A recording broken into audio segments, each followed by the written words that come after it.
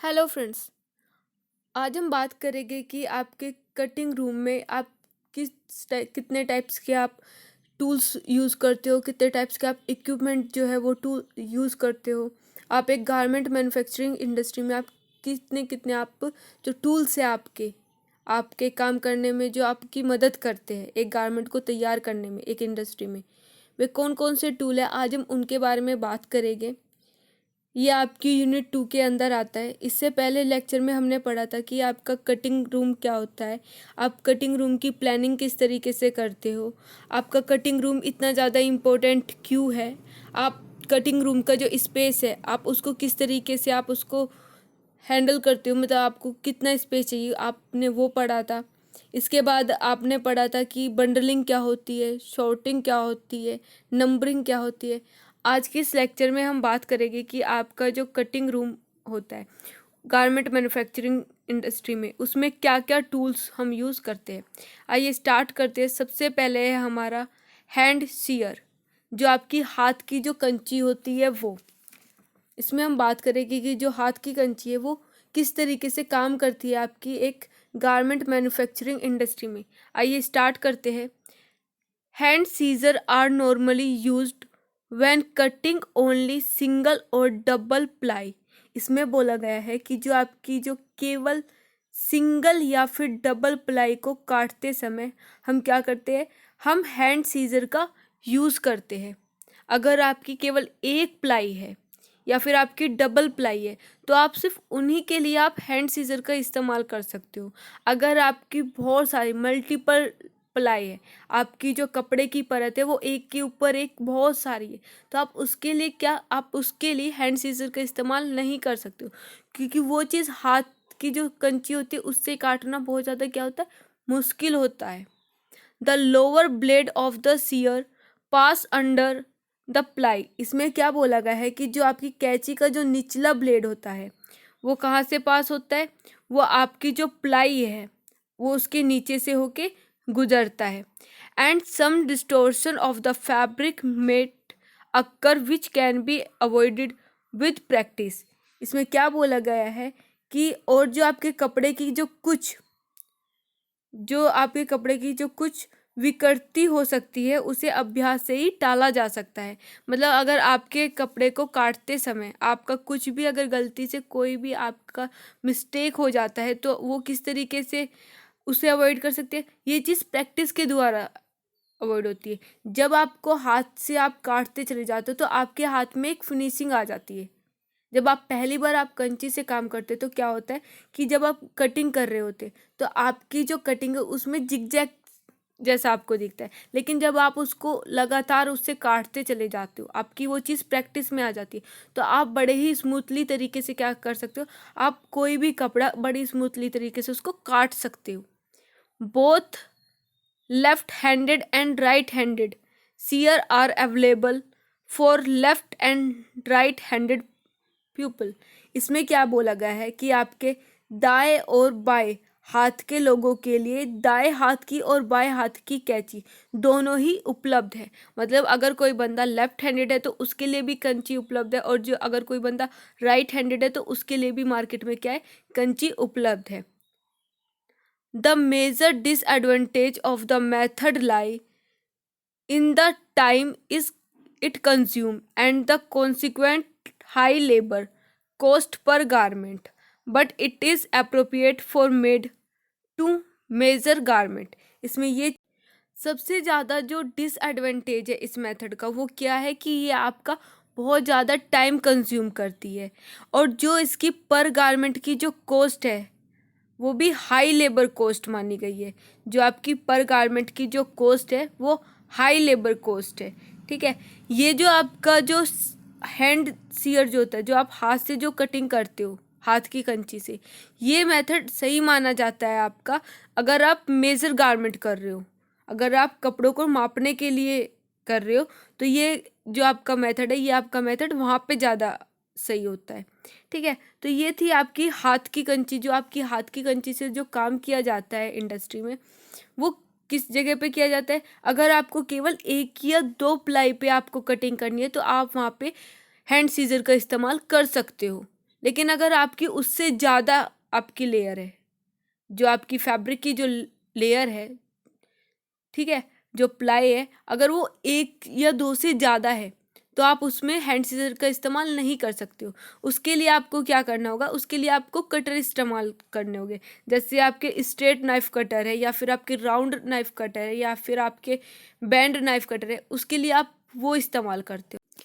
इसके बाद बात करते हैं हम स्ट्रेट नाइफ की, कि आपका स्ट्रेट नाइफ होता है क्या। इससे पहले हमने क्या पढ़ा कि आपकी हैंड सीजर क्या होती है, ठीक है। अब हम बात करते हैं कि आपका स्ट्रेट नाइफ, इसको हिंदी में बोलते हैं सीधा चाकू। तो एक स्ट्रेट नाइफ होता है क्या है।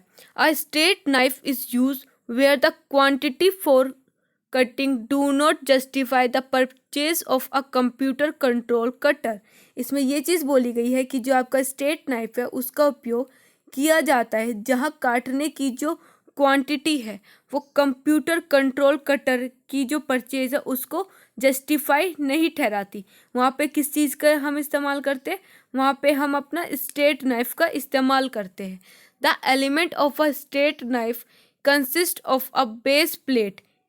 जो आपका जो स्ट्रेट नाइफ है उसके एलिमेंट में एक बेस प्लेट होता है, usually on roller for ease of movement and upright और a standard carrying a straight vertical blade with varying edges, characteristic and an electric motor above it, a handle for the cutter to direct the blade and a sharpening device। इसमें क्या बोला गया है कि आमतौर पर ease of movement के लिए रोलर पर एक स्ट्रेट या फिर स्टैंडर्ड होता है, आपका स्ट्रेट या फिर एक स्टैंडर्ड ब्लेड होता है जिसमें अलग अलग किनारों की करेक्टरिस्टिक के साथ स्ट्रेट या फिर आपका वर्टिकल ब्लेड होता है, और इसके ऊपर एक इलेक्ट्रॉनिक मोटर कटर को निर्देशित करने के लिए एक हैंडल ब्लेड और एक तेज करने वाला आपका उपकरण, आपका एक डिवाइस इसमें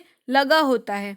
the base plate on it roller slide under the glaze paper which is spread below the bottom ply of fabric in a lay।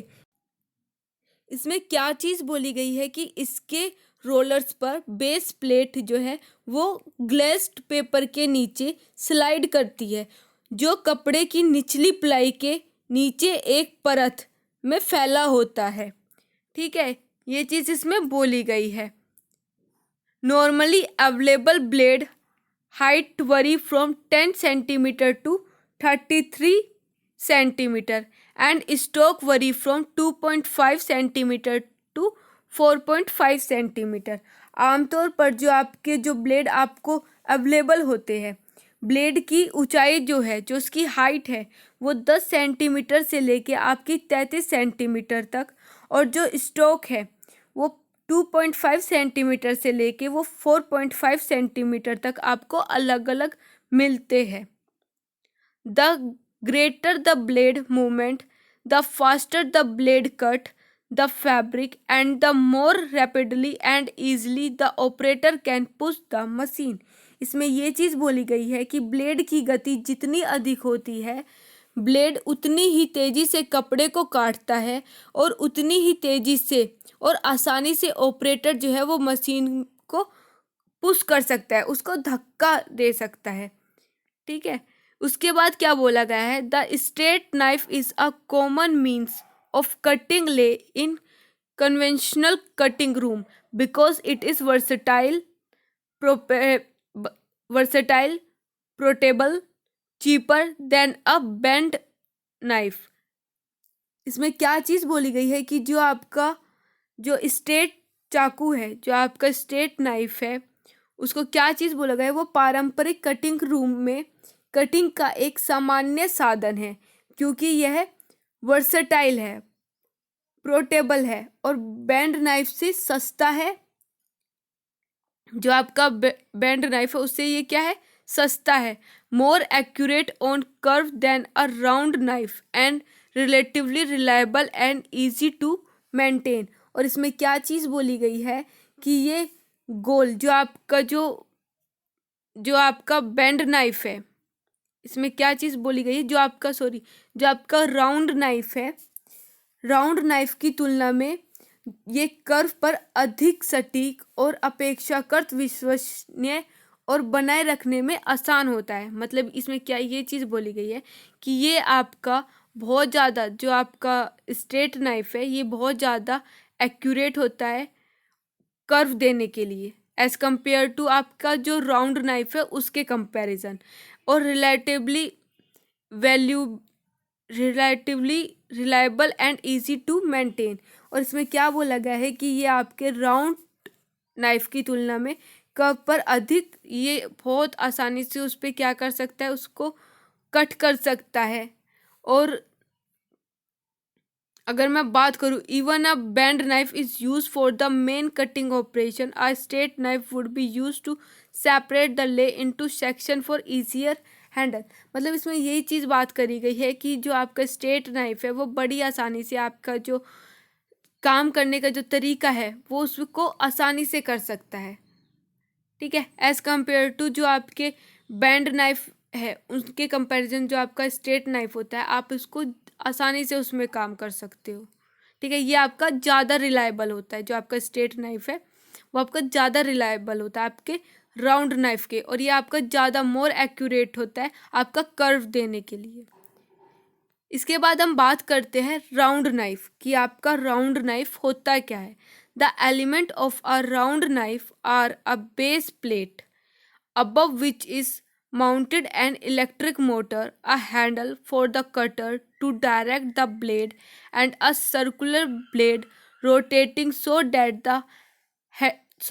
the leading edges cut downward into the fabric। इसमें ये चीज़ बोली गई है कि जो आपका round knife है, round knife के जो एलिमेंट है वो एक बेस प्लेट होते हैं जिसके ऊपर एक इलेक्ट्रिक मोटर ब्लेड को निर्देशित करने के लिए, एक कटर के लिए एक हैंडल, और एक आपका जो आपका सर्कुलर ब्लेड है उसको रोटेट मतलब उसको घुमाया जाता है ताकि जो आपका लीडिंग एजिस कपड़े के नीचे की ओर कट जाए, ताकि जो आपके लीडिंग एजिस है, जो आपके लीडिंग एजिस है, जो किनारे हैं कपड़े के उसके नीचे की ओर कट जाए। इसके बाद क्या बोला गया है कि blade diameter vary from 6 centimeter to 20 centimeter. जो आपका ब्लेड का जो डायमीटर है वो 6 सेंटीमीटर से लेके 20 सेंटीमीटर तक वो अलग अलग आपको मिलता है। Round knife are not suitable for cutting curve line in high lay. इसमें ये चीज़ बोली गई है कि जो आपका राउंड नाइफ है वो हाई ले पर, वो आपका हाई ले में जो आप राउंड, जो आपकी जो कर्व्ड लाइन होती है उनको काटने के लिए ये सही नहीं माना जाता, ये आपका सुटेबल नहीं है। जो आपका राउंड नाइफ है वो आपकी जो ये आपकी हाई ले जो होती है उसमें जो आपकी कर्व्ड लाइन होती है उसको काटने के लिए ये सुटेबल नहीं है। उसके लिए आप किस चीज़ का ज़्यादा इस्तेमाल करते हो, उस चीज़ के लिए आप स्ट्रेट नाइफ का इस्तेमाल करते हो, क्योंकि आपका स्ट्रेट नाइफ जो है वो आपका कर्व लाइन को बड़ी आसानी से काट सकता है, लेकिन आपका जो राउंड नाइफ है वो ये चीज़ नहीं कर सकता। इसके बाद हम बात करते हैं बेंड नाइफ कि आपका बेंड नाइफ होता क्या है। अभी हमने क्या पढ़ा, आपका हैंड सीयर क्या होता है, आपकी हाथ की जो कंची होती है वो क्या होता है। उसके बाद हमने बात करी कि आपका स्ट्रेट नाइफ क्या होता है, फिर हमने बात करी कि आपका राउंड नाइफ क्या होता है। अब हम बात करते हैं कि आपका एक बेंड नाइफ होता क्या है, बेंड नाइफ में क्या क्या चीज़ बताई गई है। A bend knife comprises a series of 3 or more pulley, powered by a electronic motor, with a continuously rotating steel blade mounted on them। इसमें क्या चीज़ बोली गई है कि जो आपका एक बैंड चाकू है इसमें 3 या 3 से अधिक आपको चरखी की एक सीरीज आपको मिलती है। आपको 3 या 3 से ज़्यादा आपको पुली की क्या मिलती है, एक सीरीज आपको देखने को मिलती है जो एक इलेक्ट्रॉनिक मोटर द्वारा संचालित होती है। इसमें क्या किया गया है, जो आपकी एक इलेक्ट्रॉनिक मोटर द्वारा क्या किया जाता है, उसको संचालित किया जाता है, जिसमें लगातार घूमने वाला स्टील ब्लेड होता है। जिसमें क्या होता है, आपका एक कंटिन्यूअस रोटेटिंग स्टील ब्लेड, इसमें क्या किया जाता है, उसको माउंटेड किया जाता है।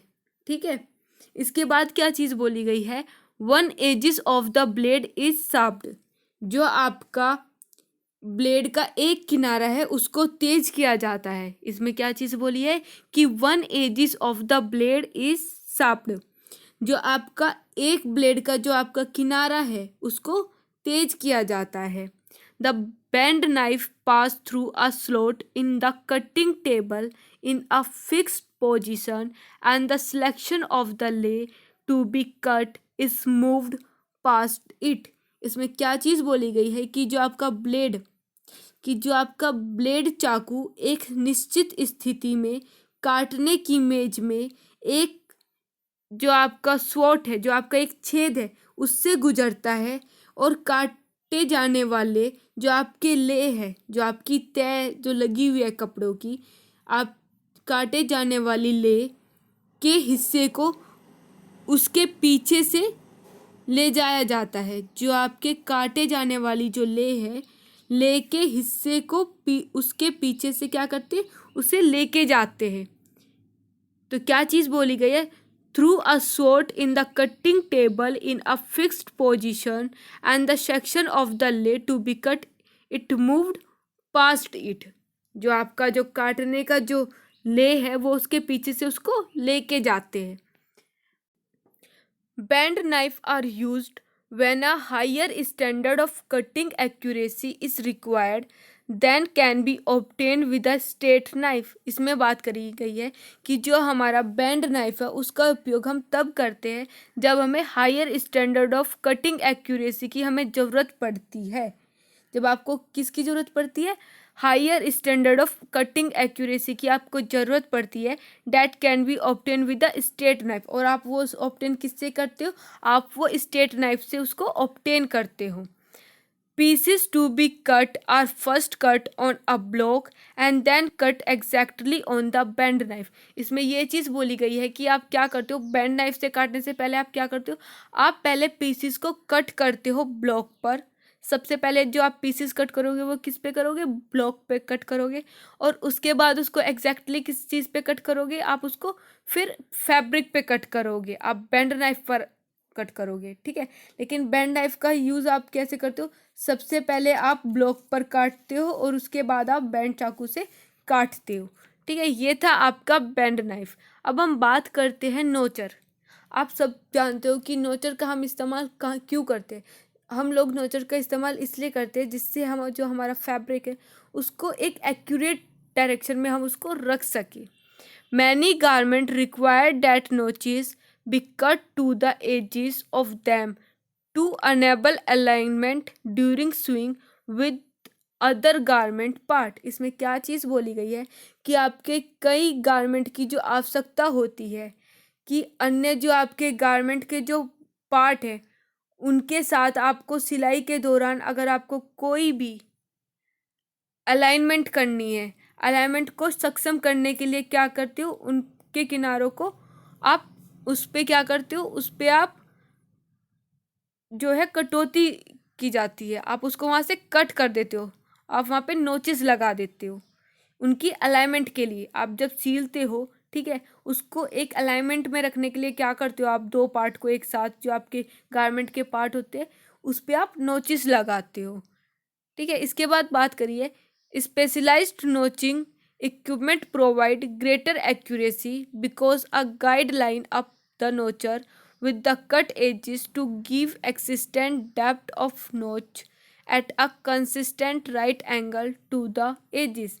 इसमें ये चीज़ बोली गई है कि आपका जो एक स्पेशलाइज्ड नोचिस होता है, नोचिस उपकरण जो होता है, जो आपका एक स्पेशलाइज्ड नोचिंग इक्विपमेंट जो होता है वो आपको प्रोवाइड करता है, वो आपको बहुत ज़्यादा अधिक आपको एक्यूरेसी प्रोवाइड करता है। बिकॉज क्योंकि उस पर क्या दी होती, उस पर आपको एक गाइडलाइन दी जाती है कि आपको एक गाइडलाइन पर आपके की किनारे के साथ आप नोचर को ऊपर की ओर ले जाते हो ताकि जो आपके किनारे हैं वो एक राइट एंगल पर आप उसको अच्छी तरीके से उसमें क्या कर सको, एक डेप्थ आप उसमें गहराई मतलब आप एक अच्छे से उस पर लगातार कंटिन्यूअस आप उसमें क्या कर सको, आप उसमें गहराई दे सको एक राइट एंगल पर। ठीक है, तो आपका जो नोचर है उसमें यही चीज़ बताई गई है कि जो आपकी नोचर की जो मशीन आती है, जो आपकी नोचिंग मशीन आती है, वो आपको एक ग्रेटर एक्यूरेसी प्रोवाइड करती है, क्योंकि उसमें क्या होती है, आपके नोचर पे एक गाइडलाइन आपको दी रही होती है कि आपको जो आपका अलाइनमेंट करना है, जो आपके गारमेंट के पार्ट पे आप स्विंग करते समय जो अलाइनमेंट करोगे, वो आपको इस तरीके से उसको काम में लाना है। ठीक है, उस पे क्या होता है, आपको एक कंसिस्टेंट राइट एंगल दिया रहता है आपके एजिस पर। अब हम बात करते हैं ड्रिल एंड थ्रेड मार्कर। जो आपका ड्रिल है और थ्रेड मार्कर क्या होता है। Where reference mark are needed away from the edges of a garment part, such as for the position of the pocket, dart, and similar features. A hole is of a hole is often drilled through all the ply of the garment in the lay. इसमें ये चीज़ बोली गई है कि जहाँ कपड़ों के हिस्से के किनारे से दूर संदर्भ चिन्हों की आवश्यकता होती है, जैसे आपके जेब, डार्ट और इसी तरह की सुविधा की स्थिति के लिए आप क्या करते हो, अक्सर कपड़ों के सभी हिस्सों के माध्यम से आप क्या करते हो, एक छेद ड्रिल किया जाता है कि आप उसमें एक छेद कर देते हो ड्रिल की हेल्प से। इसमें आपका यही चीज़ बोली गई है कि जहाँ कपड़ों के जो आपके हिस्से होते हैं, जो आपके गारमेंट के जो पार्ट्स होते हैं, ठीक है, आपके गारमेंट्स के पार्ट के जो एजिस होते हैं, जो किनारे होते हैं, उनसे आप दूर थोड़ी सी दूरी पर आप क्या करते हो, आप उस पर एक साइन बनाते हो।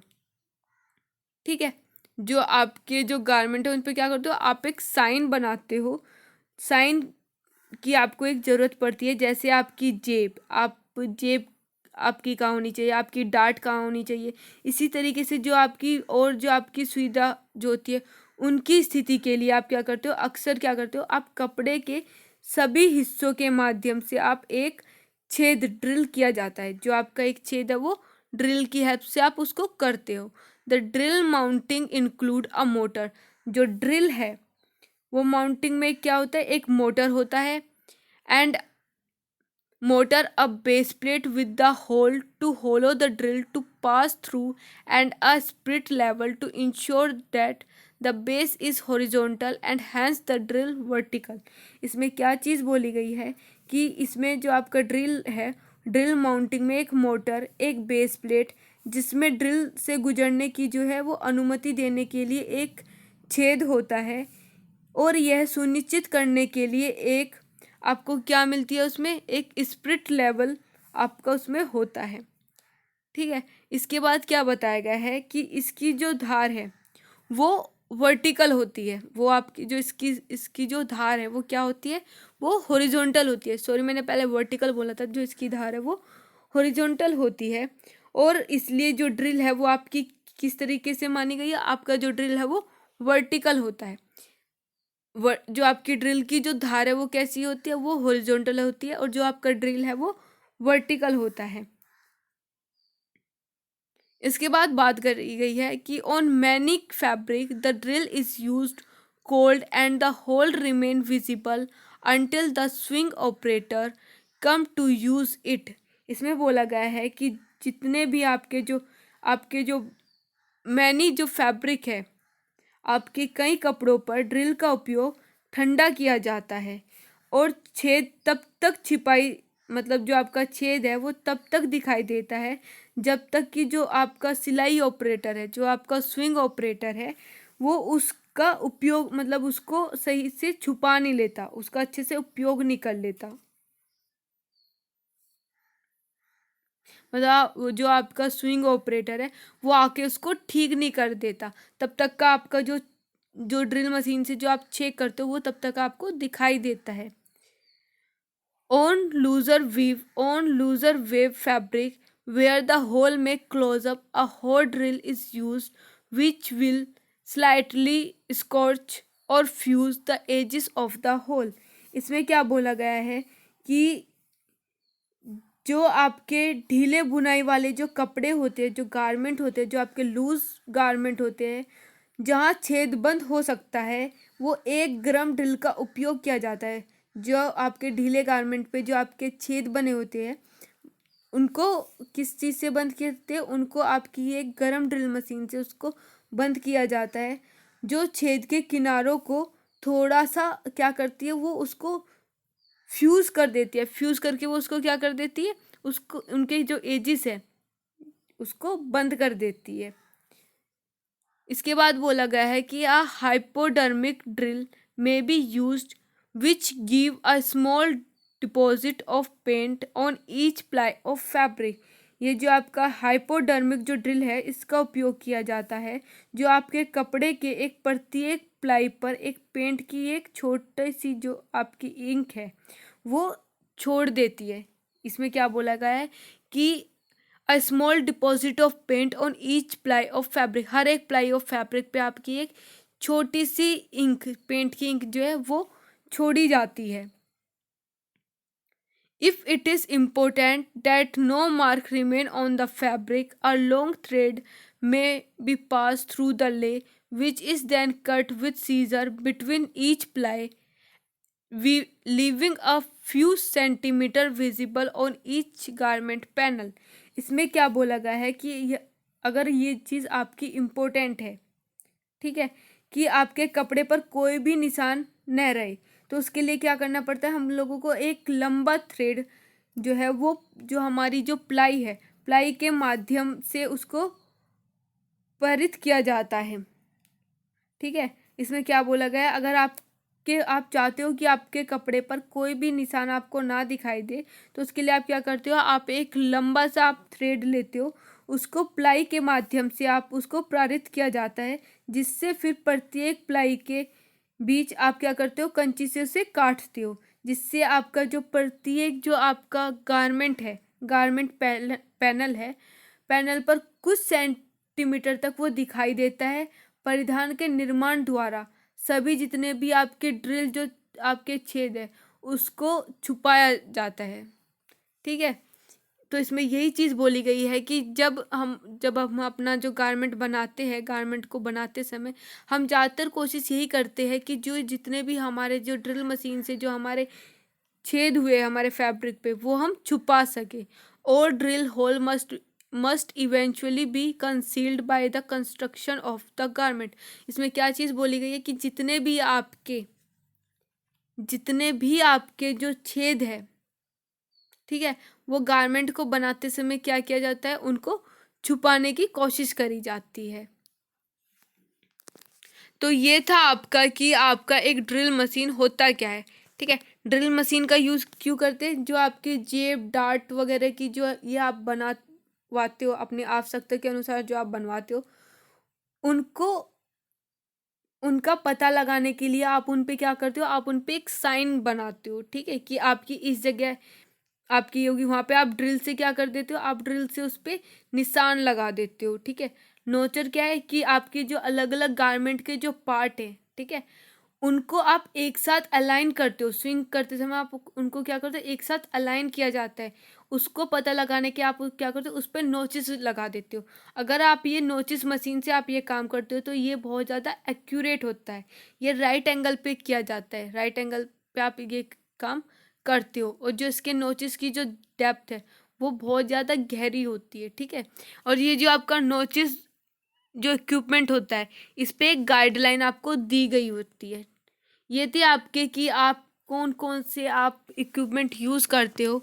आपका जो कटिंग रूम है, आप उसमें स्ट्रेट नाइफ का यूज़ करते हो, आप उसमें राउंड नाइफ का यूज़ करते हो। ठीक है, आप इसमें बैंड नाइफ का यूज़ करते हो, नोचर का यूज़ करते हो, ड्रिल और थ्रेड मेकर का आप इसमें यूज़ करते हो। ठीक है, तो इस तरीके से ये आपके अलग अलग इक्विपमेंट है जो आप एक गारमेंट इंडस्ट्री में आप यूज़ करते हो।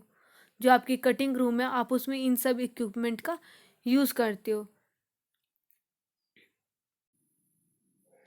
देखिए, इस तरीके से आपकी इंडस्ट्री में जो आपके इक्विपमेंट है, जो आपकी गारमेंट इंडस्ट्री है, उसमें जो आपके कटर है, जो कटिंग के लिए जो आपके इक्विपमेंट यूज़ करे जाते हैं वो इस तरीके से इस्तेमाल किए जाते हैं। ये आपके राउंड नाइफ हो गए, आपके बेंड नाइफ हो गए, आपका स्ट्रेट नाइफ हो गया, आपका ड्रिल मशीन हो गई।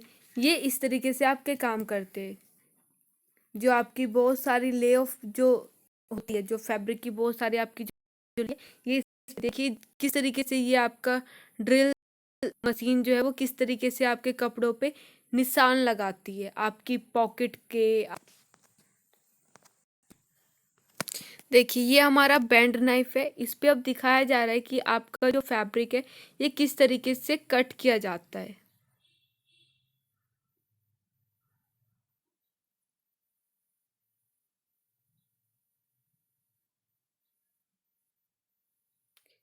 देखा, इस तरीके से आप बहुत सारी जो आपके फैब्रिक की जो ले होती है आप इसको कट कर सकते हो।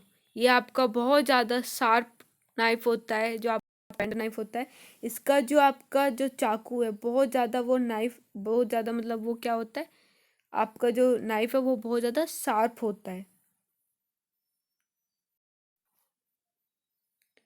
तो ये था आपका कि आप यहाँ पे हमारा जो इक्विपमेंट थे यहाँ पे वो हमारे खत्म हो चुके हैं। अब हम बात करते हैं प्रॉपर्टी के बारे में। जो हमारे हमारे मटेरियल है इसमें किस तरीके की प्रॉपर्टी होनी चाहिए। सबसे पहली प्रॉपर्टी है हमारी कि इसमें हार्डनेस होनी चाहिए। Tools are hardness working piece, मतलब टूल्स का जो हार्डनेस है और जो वर्किंग पीस है, जो आपकी टूल्स की जो हार्डनेस है वो वर्किंग पीस से ज्यादा होनी चाहिए। तभी वो वर्क पीस को क्या कर सकता है, वो वर्क पीस को कट कर सकता है। तो इसमें क्या बोला गया है, जो आपकी हार्डनेस है, जो आपकी टूल्स की, जो आपके इक्विपमेंट की जो हार्डनेस है वो आपके वर्किंग जो पीस है, जो आपका वर्किंग पीस है उससे क्या होनी चाहिए, ज्यादा होनी चाहिए। तभी वो क्या कर सकता है, आपका जो वर्क पीस है उसको वो कट कर सकता है। ठीक है। इसके बाद है हमारा दूसरा पॉइंट, टफनेस। टफनेस एनर्जी को ऑब्जर्व करने के लिए प्रॉपर्टी है। जो आपका टफनेस है वो एनर्जी को एब्जॉर्व करने की क्या है, वो प्रॉपर्टी है। जो काटने से पहले क्या करता है, जो आपके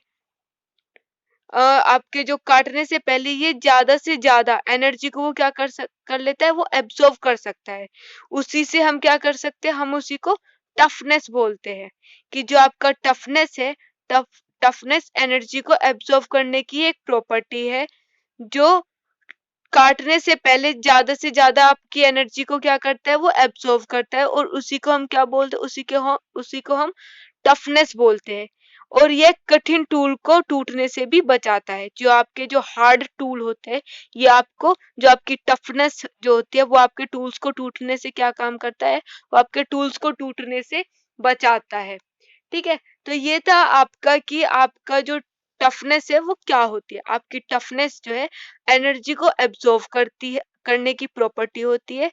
और ये क्या काम करती है, ये जो आपके जो टूल्स है, जो आपके काटने से पहले ये क्या करती है, जो आपकी एनर्जी होती है, जितनी भी ज्यादा आपकी एनर्जी होती है उसको काटने से पहले क्या कर लेती है, उसको एब्जॉर्व कर लेती है। और इसी को हम टफनेस बोलते हैं। जो आपके जितने भी आपके हार्ड जो टूल होते हैं उनको ये टूटने से बचाती है। इसके बाद हमारा जो थर्ड पॉइंट है वो है हॉट हार्डनेस। ठीक है। इसमें क्या बोला गया है, जैसे कि हम जानते हैं कि कटिंग टू मटेरियल और आपका जो वर्क पीस के बीच में क्या होता है, एक रिलेट टू मोशन होता है। इसमें क्या बोला गया है कि जो आपका हॉट हार्डनेस जो है, इसमें हम जानते हैं कि जो आपका कटिंग टू मटेरियल और जो आपका वर्किंग पीस है, इनके बीच में क्या आपको देखने को मिलता है, इनके बीच में आपको रिलेट टू मोशन आपको देखने को मिलता है। ठीक है। कटिंग करते समय जिससे कि फ्रिक्शन, जब हम कटिंग करते हैं उससे क्या होता है, उससे एक फ्रिक्शन जनरेट होता है। और फ्रिक्शन से हीट जनरेट होती है। ठीक है। जब हम कटिंग करते हैं, कटिंग करते समय क्या होता है, एक फ्रिक्शन जनरेट होता है। और उसी फ्रिक्शन से क्या होता है, उससे हमारी एक हीट जनरेट होती है। जिससे कि कटिंग टू मटेरियल के, जिससे क्या होता है, जो हमारा कटिंग टू मटेरियल का जो टेम्परेचर है वो बढ़ने लगता है। और जब उसका टेम्परेचर एक सर्टेन पॉइंट से ज्यादा हो जाता है तो जो उसकी जो हार्डनेस है, हार्डनेस से बहुत जल्दी वो क्या होने लगता है, वो कम होने लगती है। जो उसकी हार्डनेस से वो बहुत जल्दी क्या होता है, वो कम होने लगती है। इसके बाद है हमारा फोर्थ पॉइंट, वियर रेजिस्टेंस। ठीक है, आपका फोर्थ पॉइंट क्या है, वियर रेजिस्टेंस। इसमें क्या बोला है कि एक कटिंग टू मटेरियल में वियर रेजिस्टेंस होना चाहिए। जो आपका एक कटिंग टू मटेरियल जो है उसमें क्या होना चाहिए, एक वियर रेजिस्टेंस होना चाहिए, जिससे कि उसमें जो किनारे है, जो आपके एजिस है, जो आपके जो एजिस है वो डिस्ट्रॉय ना हो पाए, मतलब वो आपके खराब ना हो पाए। जो आपके जो किनारे होते हैं वो खराब ना हो पाए। ठीक है, अगर वियर रेजिस्टेंस कम होगा तो क्या होता है, इससे जो हमारा जो कटिंग टू मटेरियल के जो एजिस है, ठीक है, वो जल्दी से खराब हो जाते हैं।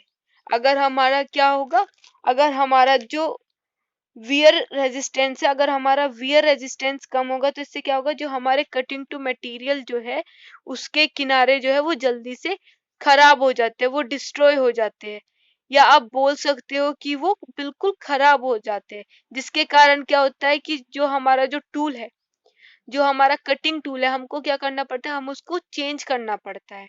इसके बाद है आपका फोर्थ, थर्मल कंडक्टिविटी। कि आपका एक थर्मल कंडक्टिविटी क्या है, एक अच्छे कटिंग टू मटेरियल में थर्मल कंडक्टिविटी ज्यादा होनी चाहिए। जो आपका एक अच्छा जो एक आपका गुड कटिंग टू मटेरियल जो होता है उसमें आपकी जो थर्मल कंडक्टिविटी है वो ज्यादा होनी चाहिए, जिससे कि हीट जनरेट हो और जिससे कि वो कटिंग टू मटेरियल में पूरी तरीके से वो फैल जाए। जो आपकी थर्मल टू कंडक्टिविटी ज्यादा होगी तो उससे क्या होगा कि आपकी हीट जनरेट होगी। जब आपकी हीट जनरेट होगी तो वो क्या होगी, जो आपका कटिंग टू मटेरियल जो है, ठीक है, ये उसमें पूरी अच्छी तरीके से जो आपकी हीट है वो पूरी अच्छी तरीके से फैल जाएगी, और जो आपका इन्वायरमेंट में जो कन्वेक्शन के थ्रू ये क्या करेगी, उसको डेसिपेट कर हो जाएगी। ठीक है, ये था आपका थर्मल कंडक्टिविटी। इसके बाद आपका लास्ट पॉइंट है को इफिशिएंट ऑफ फ्रिक्शन। कि आपका कोएफिशिएंट ऑफ फ्रिक्शन होना चाहिए। कटिंग टू मटेरियल और जो आपका वर्क पीस के बीच में क्या होता है, आपका एक फ्रिक्शन होता है, जिसको आप बोल सकते हो को कोएफिशिएंट ऑफ फ्रिक्शन, वो कम होना चाहिए। ठीक है, इसमें क्या बोला गया है कि जो आपका कटिंग टू मटेरियल जो है उसके बीच में और जो आपका वर्किंग पीस है, इनके बीच में जो आपका फ्रिक्शन है, कोफिशिएंट ऑफ फ्रिक्शन जो है वो आपका कम होना चाहिए। अगर कोफिशिएंट ऑफ हीट जो है वो कम होगा तो हीट कम जनरेट होगी, जिससे क्या होगा कि आप ज्यादा से ज्यादा स्पीड में आप अपना काम कर सकोगे। आप ज्यादा से ज्यादा जो आपका काम है, जो कटिंग है, पीस है, वो आप कर सकते हो। तो ये आपकी प्रॉपर्टी थी कि आपकी कटिंग मटेरियल की क्या क्या प्रॉपर्टी होनी चाहिए। जो आपके कटिंग मटेरियल है उनमें क्या क्या प्रॉपर्टी होनी चाहिए, वे हार्डनेस होनी चाहिए, टफनेस होना चाहिए, हॉट हार्डनेस होनी चाहिए, आपकी थर्मल कंडक्टिविटी होनी चाहिए, कोफिशिएंट ऑफ फ्रिक्शन होना चाहिए, और वियर रेजिस्टेंस होना चाहिए। तो ये इसकी आपकी 6 प्रॉपर्टी है जिनके बारे में आप पढ़ोगे। ठीक है, ये था आपका कि आपका किस तरीके से आप जो कटिंग इक्विपमेंट है, आपके जो कटिंग टूल्स है, आप उनका किस तरीके से इस्तेमाल करते हो। इसके नेक्स्ट लेक्चर में हम बात करेंगे कि आप लोगों का जो आपका, आप बोल सकते हो कि आप मार्क कैसे करते हो, आप स्प्रेड कैसे करते हो। हम स्प्रेडिंग टेक्निक के बारे में पढ़ेंगे, हम किस तरीके से मार्किंग करते हैं, हमारे मार्किंग करने के कौन कौन से तरीके होते हैं, हमारे स्प्रेड करने के कौन कौन से तरीके होते हैं। तो इससे जो नेक्स्ट लेक्चर है उसमें हम इसके बारे में बात करेंगे। और इस वाले लेक्चर में हमने किस किस बारे में बात करी है कि आपका जो इक्विपमेंट है कौन कौन से होते हैं। आपके हैंड shear होती है, आपके स्ट्रेट नाइफ होता है, आपका राउंड नाइफ होता है, आपका बेंड नाइफ होता है। ठीक है, ये आपके अलग अलग इक्विपमेंट है। आपका नोचर होता है, आपका ड्रिल होता है, आपका थ्रेड मेकर होता है। आप इन सारे इक्विपमेंट के बारे में पढ़ोगे। Thank you.